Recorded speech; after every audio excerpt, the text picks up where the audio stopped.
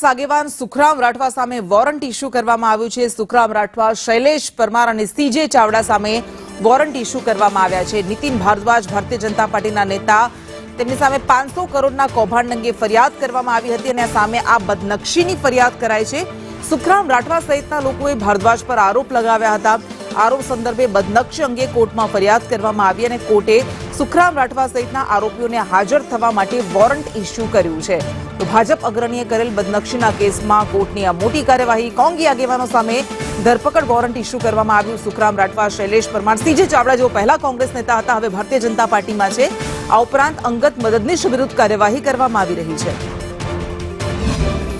2022ની વિધાનસભાની ચૂંટણી પહેલા કોંગ્રેસના ચારેય મિત્રોએ, ધારાસભ્યએ, વિપક્ષના નેતાએ રાજકોટની એક જમીન પ્રકરણમાં માનનીય પૂર્વ મુખ્યમંત્રી વિજયભાઈ રૂપાણી અને મારું નામ જોડીને કૌભાંડની વાત કરી હતી। એની પ્રેસના મિત્રોને માહિતી આપી હતી અને એના આધાર ઉપર મેં એમના પર બદનક્ષીનો દાવો કરેલો હતો। એ દાવો જે કંઈ પ્રક્રિયા હતી, પ્રક્રિયા ચાલતી હતી, પરંતુ એમને જે કોર્ટની પ્રક્રિયામાં હાજર રહેવું જોઈએ એ હાજર નહોતા રહેતા। એના કારણે પહેલી વખત એમને સમન્સ આપવામાં આવ્યા હતા તો પણ હાજર નહોતા રહ્યા। એટલે મેં માન્ય અમારા વકીલ શ્રી અંશભાઈ ભારદ્વાજ અને ધીરુભાઈ પીપળિયાને કહી અને માન્ય જજ સાહેબને વિનંતી કરી અને વોરંટ ઇસ્યુ કરાવ્યા છે।